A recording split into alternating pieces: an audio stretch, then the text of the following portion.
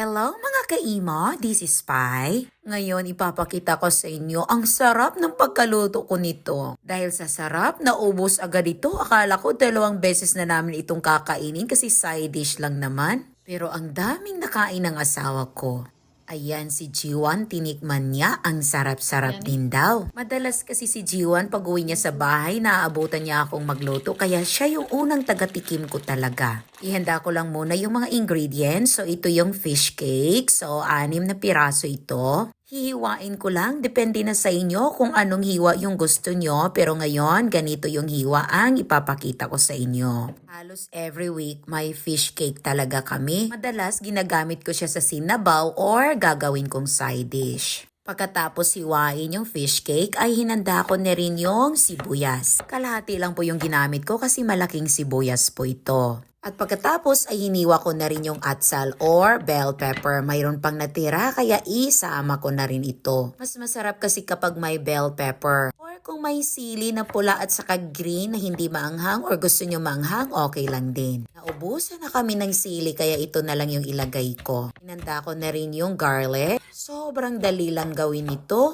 Sino sa inyo yung mahilig sa fish cake or sino sa inyo nakapagluto na ng ganito? Hiniwa ko na rin yung green onions. Mas masarap din kapag may green onions. And then, ihanda natin yung sauce. Naglagay ako ng 1/2 cup na tubig, 1/2 tablespoon ng chili flakes, 2 tablespoon ng soy sauce, 1/2 tablespoon ng mirin or cooking wine, 1 teaspoon ng gochujang or chili paste, 1/2 tablespoon na garlic, and then 1 tablespoon ng corn syrup.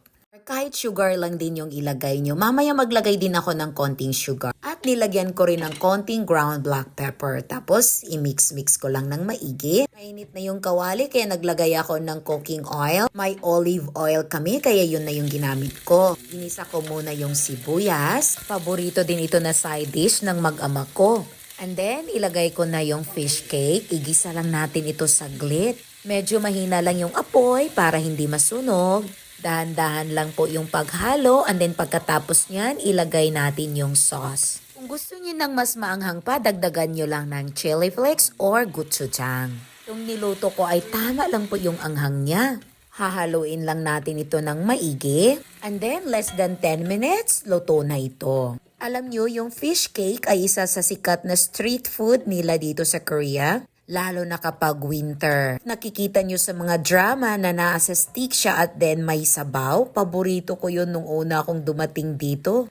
By the way, naglagay ako ng konting sugar. Kahit hindi nyo nalagyan, okay naman. Pero alam nyo, mas sumarap siya. Dahil luto na, saka ko nilagay yung bell pepper at saka green onions. Haluin ko lang ng saglit tapos isi-serve ko na. Tingnan nyo, ang ganda na ng kulay at ang sarap na nito. Ayan, hinalo ko lang, saglitan lang ito na halo, and then ready to eat na. Kain tayo mga kaimo. I-try nyo na yung recipe na ito kasi sobrang sarap talaga. Again, gusto ko mag-thank you sa inyong lahat. Maraming salamat po sa inyong suporta. Taos puso po ako nagpapasalamat sa inyo. Hindi ko man po kayo maisa-isa pero alam niyo po kung sino kayo. Natutuwa po ako magbasa ng mga comments ninyo, yung mga nag-share, nag-like at nag-follow. Maraming salamat po sa inyong lahat. Ito lang muna maipakita ko sa inyo ngayon. Kita-kits ulit tayo bukas. Bye everyone! Annyeong!